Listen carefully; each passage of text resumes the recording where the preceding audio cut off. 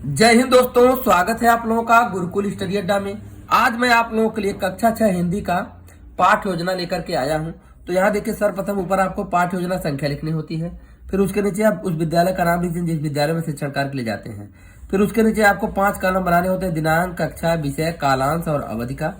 दिनांक के नीचे आप उस तिथि को अंकित करते हैं जिस तिथि में शिक्षण कार्य करते हैं। जिस कक्षा को पढ़ाते हैं कक्षा के नीचे, जिस विषय का शिक्षण कार्य करते हैं विषय के नीचे लिख देते हैं। जो घंटी होती है उसको कालांश में लिख देते हैं। घंटी की जो अवधि होती है अवधि में लिख लेते हैं। फिर उसके नीचे आप प्रकरण का नाम लिखते हैं। आज का हमारा प्रकरण है माँ कह एक कहानी। फिर उसके नीचे आप सामान्य उद्देश्य लिखते हैं। सामान्य उद्देश्य जो होता है वह विषय से संबंधित होता है। तो इसमें क्या है, नंबर 1 बच्चों में हिंदी विषय के प्रति रुचि उत्पन्न करना। नंबर 2 बच्चों को कल्पना शक्ति का अवसर प्रदान करना। नंबर 3 बच्चों को धारा प्रवाह, गति तथा शुद्ध उच्चारण के साथ कविता पढ़ना सिखाना। नंबर 4 बच्चों को हिंदी कविता के माध्यम से उनका मानसिक विकास करना। और नंबर 5 बच्चों को हिंदी कविता के माध्यम से उनका चारित्रिक विकास करना। सामान्य उद्देश्य के बाद हम विशिष्ट उद्देश्य लिखेंगे, जिसमें नंबर 1 बच्चे दया तथा क्षमा गुणों के बारे में जानकारी प्राप्त करेंगे। नंबर 2 बच्चों के अंदर जीव जंतुओं के प्रति प्रेम की भावना जागृत होगी तथा वे अहिंसा के उपासक बनेंगे।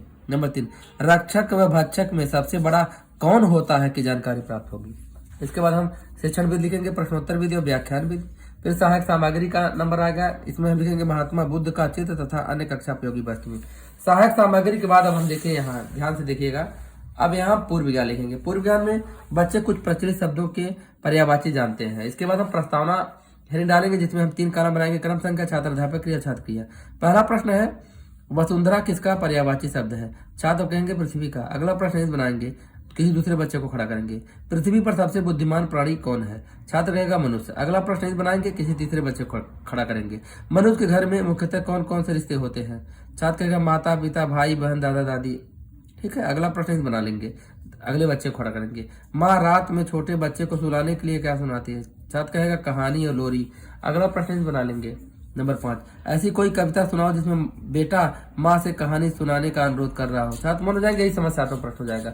इसके बाद हम उद्देश्य कथन कहेंगे। उद्देश्य कथन बच्चों, आज हम लोग माँ का एक कहानी नामक कविता का रसास्वादन करेंगे। इस कविता के रचयिता श्री मैथिली शरण गुप्त जी हैं। प्रस्तुतिकरण देख लीजिए क्या है।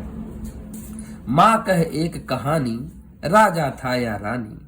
माँ कह एक कहानी, तू है हठी मान धन मेरे, सुन उपवन में बड़े सवेरे। तात भ्रमण करते थे तेरे, जहां सुरभि मनमानी। जहां सुरभि मनमानी, हाँ माँ यही कहानी। अब आगे देखिए आप। वर्ण वर्ण के फूल खिले थे, झलमल कर हिम बिंदु मिले थे। हल्के झोंके हिले मिले थे, लहराता था पानी। लहराता था पानी, हाँ हाँ यही कहानी।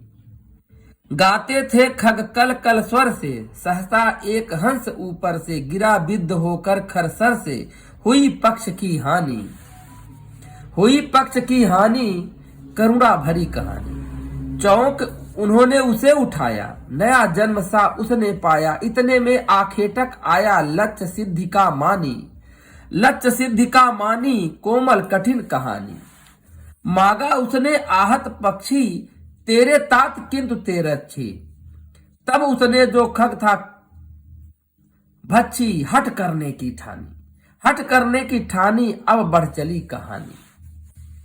हुआ विवाद सदैव निर्दय में, उभय आग्रही थे स्व विषय में। गई बात तब न्यायालय में, सुनी सभी ने जानी। सुनी सभी ने जानी, व्यापक हुई कहानी। राहुल तू निर्णय कर इसका, न्याय पक्ष लेता है किसका। कह दे निर्भय जय हो जिसका, सुन लूं तेरी बानी। माँ मेरी क्या बानी, मैं सुन रहा कहानी।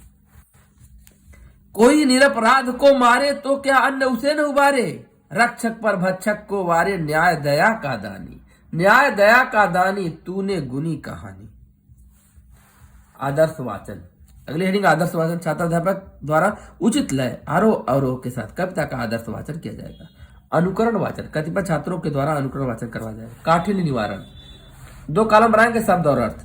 सुरभ अर्थ है सुगंध, तात का अर्थ है पिता, हिम बिंदु का अर्थ है बर्फ की बूंदे, खग का अर्थ है पक्षी, खर का अर्थ है तीक्ष्ण, सर का अर्थ है बाण, करुणा का अर्थ है दया, आखेटक का अर्थ है शिकारी, आहत का अर्थ है घायल, भक्षी का अर्थ है भक्षण करने वाला, सदैव का अर्थ है दयालु, निर्दय का अर्थ है क्रूर।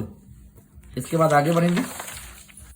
यहाँ देखिए, आग्रही का अर्थ है जिद्दी, निर्भय का अर्थ है बिना भय के, निरपराध का अर्थ है जिसने अपराध न किया हो, उबारे का अर्थ है उद्धार करें, वारे का अर्थ है न्यौछावर करना, व्यापक का अर्थ है विस्तृत। यहाँ देख लीजिए, सस्वर वाचन, कतिपय छात्रों के द्वारा कविता का सस्वर वाचन करवाया जाएगा। भाव विश्लेषण एवं रसानुभूति, इसमें 2 कॉलम बनाएंगे, छात्र अध्यापक कथन और छात्र कथन। जिसमें देख लीजिए, प्रश्न करेंगे, माता से कहानी सुनाने का आग्रह कौन कर रहा था? छात्र बताएंगे राहुल। प्रश्न पूछेंगे, माता राहुल को किसकी कहानी सुनाती है? छात्र बताएंगे उसके पिता की। अगला प्रश्न, माता बुद्ध के, यहाँ देखिए प्रश्न, महात्मा बुद्ध के किस गुणों पर आधारित एक कहानी है? छात्र बताएंगे व्याख्या देख लीजिए।